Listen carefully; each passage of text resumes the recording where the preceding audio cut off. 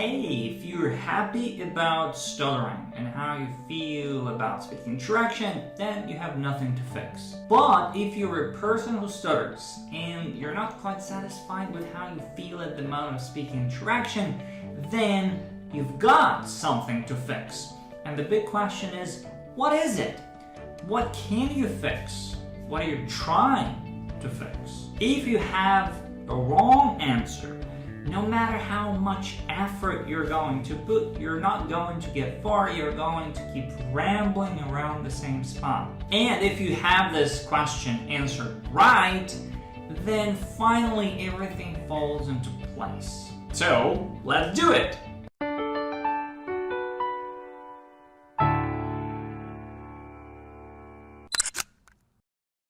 The first strategy all people who stutter put on and try is the same.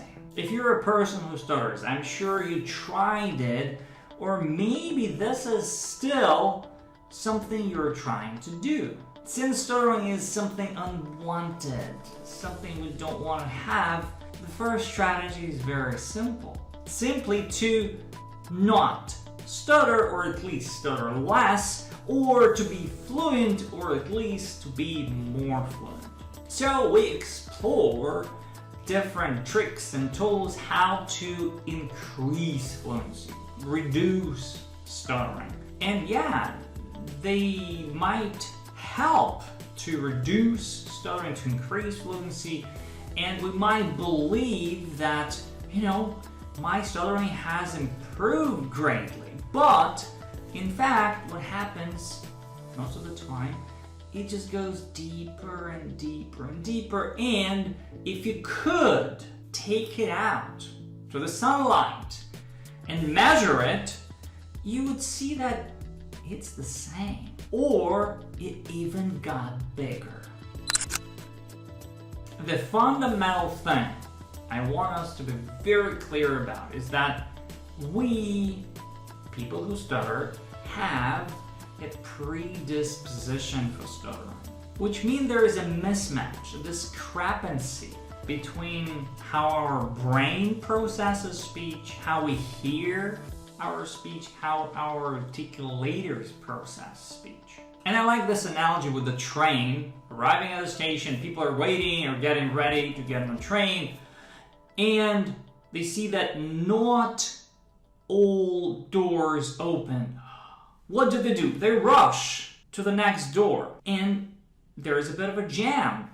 Many people, too many people, are trying to get in, to squeeze in. And maybe there is still a lot of time. No worries.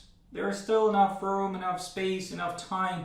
Everyone can get inside. So in this case, we don't stutter. Sometimes we're fluent, right? Or maybe there is a bit of a jam. Everyone got on the train, but hurry. And sometimes we feel that I said it fluently, but there was some tension. Some insecurity, uncertainty. Or maybe not enough time. And not everyone got on the train because of this jam. Too many people. In this case, the analogy, we stuttered. That's how our brain works. It's not good or bad. It's just what it is. It doesn't make us any worse, any inferior, or less. There are so many talented and genius people who stuttered in politics, sports, science, art. Just take any area of our life. But accepting this fact that yes, that's how it is. I do have a predisposition. This is the first big step on your path to freedom from stuttering. Once we realize and recognize that yes, I do have a predisposition for stuttering, this is a huge step in understanding. You make a huge step in understanding stuttering better, because this way we're able to be honest with ourselves and see clearly that all our efforts to improve, in this case, I'm trying to say it, I'm trying to improve, I'm trying to be more fluent, yet I know I have it. I have a predisposition. So all my efforts to improve end up with one and only activity, which is to hide stuttering better. And you might argue, you might say, no, I'm not trying to hide stuttering. Yeah, but your body and your brain do. I remember when I was in high school, there was some radio show that came to our school to interview the best students, and I was one of them. So when I was coming to the room, I was like very confident. Then I saw the big mic and those professional TV people like ba ba ba ba, getting ready, ba ba ba. Here you go. And I felt the tension growing, and finally, when it was my turn, I got paralyzed. I got numb. I didn't say a single word. And if you're a person who stutters, you can probably relate. At some point, you had such emotional situations, such emotional state that you feel inside. At that point, our body, our brain, all our nature, we want to be regular and normal, to present ourselves this way, and deep inside we know that we cannot. There's no way. And our brain, our body, they refuse to play this game because they know that I'm going to lose this game. So this hiding, whether you recognize it or not, becomes the biggest part of stuttering. The invisible emotional part of stuttering. Maybe, even we don't quite see it. We don't want to recognize it. It's what I call the invisible 90% of stuttering. I'm trying to say it fluently. I'm trying, I can't. So these two, I'm trying and I can't, I stutter, become these two sides of the same coin. So trying to say it regularly, normally, fluently, ends up in stuttering. And stuttering is always the sign that I'm trying. I'm still trying to say it regularly, normally, and fluently. I'm trying, I can't. The two sides of the same coin. That's how stuttering works. So what do I do? Of course, I want to say it fluently, you might say, and ask. Yes, our desire to say it regularly and normally and fluently is very natural and strong. But before we have something new, long-lasting, confident fluency, we need to do something new. Remember the train coming to the station, arriving at the station, where not all doors open. So we want to open all of those doors. We want to feel confident about those doors. We want to align our brain with the speech mechanism. That's the purpose of the training speech, so that we could feel that speaking is relaxing, effortless, powerful, expressive, and let's do it, you might say. But when it comes to the training speech, we somehow believe that it's like a magic pill that we secretly swallow, and then something happens. So we secretly should do something, should practice in a therapy room, and then all of a sudden our regular real life speaking would change. But this is not how it happens. It doesn't work this way. The training speech is not about the therapy room. It's not about the classroom. It's about revealing yourself, revealing you in this new way in real life. And you might say like, wait. But this is not me. This training speech is kind of weird. Exactly. It sounds different. But why is it not you?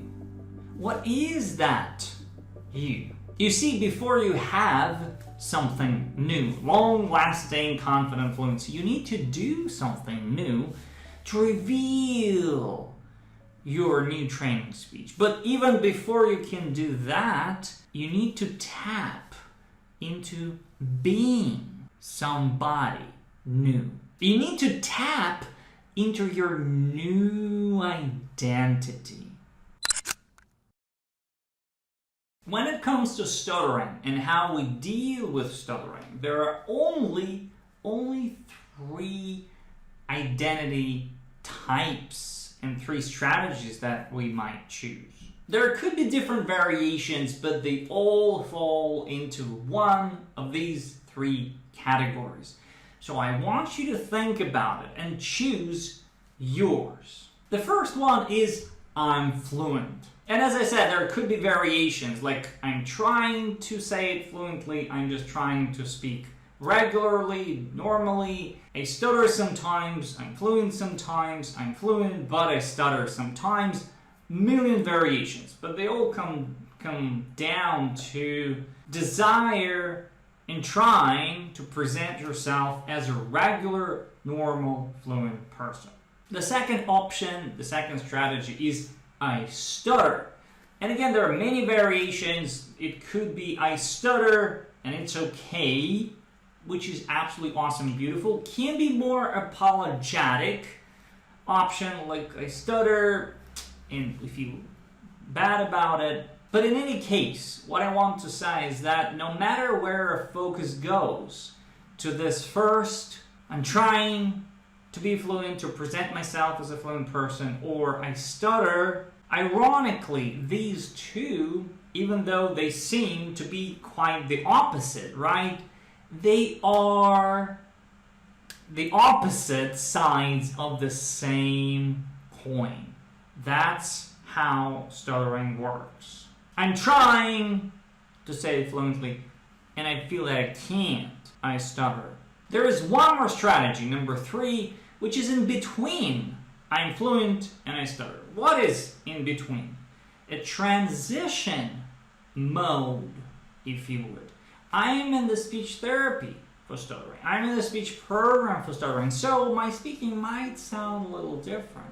I'm not ashamed of my improvement efforts. I'm not ashamed not only of stuttering, but of my desire to change, to work on it. I'm proud of it.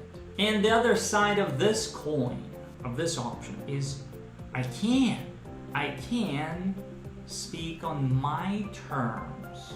Yes, it's different, but I've got nothing to hide. I can open up and feel authentic and true to this new identity. And your identity is very much connected to your core beliefs. In our case, core beliefs about stuttering, how to deal with stuttering. We could even argue and say that your identity consists of those core beliefs. So for example, if you believe that stuttering is bad and shameful, then going to the speech therapy and using the training speech is also bad and shameful. So this way, we stay stuck in this I'm fluent identity number 1. Or if you believe that, you know, everything is fine with me in general, I just stutter sometimes, I'm fluent here and there, but sometimes I get stuck on certain words, I don't know why. Well, you don't quite accept that you stutter.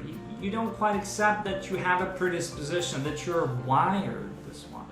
You're still trying to be fluent. You're pretending to be fluent. And the other side of this coin is always I can't. Stuttering. So it's not the lack of effort or lack of knowledge. Like I need some new tool, new stuttering technique.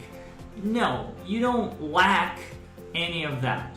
Your core beliefs about stuttering and your stuttering identity, core beliefs about yourself, about stuttering, how to deal with stuttering, these are the major obstacles on your way. They're standing in your why.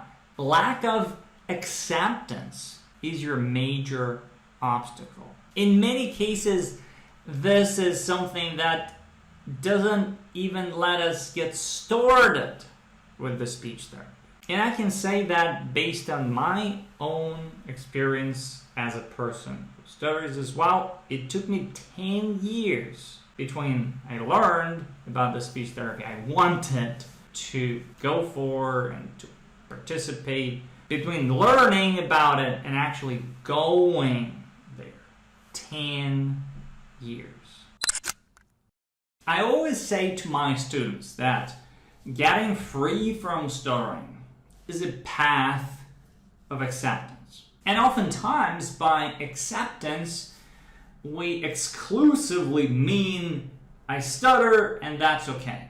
And yes, this is beautiful, amazing. This is the core of acceptance. But it's not the end of it. For me, it's just the beginning. People oftentimes ask, like, if stuttering is okay, then why would I want to change or fix anything about stuttering?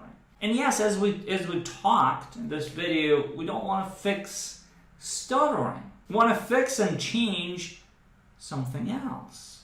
Your identity, how you feel about yourself, how you feel about stuttering, how you feel about speaking interaction. We want to feel great about speaking interaction. We want to truly enjoy speaking interaction. And it's pretty much like with any other activity. Like if I don't play the piano, why don't you say, it's okay, yes, it is okay that I don't play the piano. I cannot play the piano. But if I want to learn, to play, to enjoy it, like to feel something about it, then why not? Here it's the same thing with stuttering.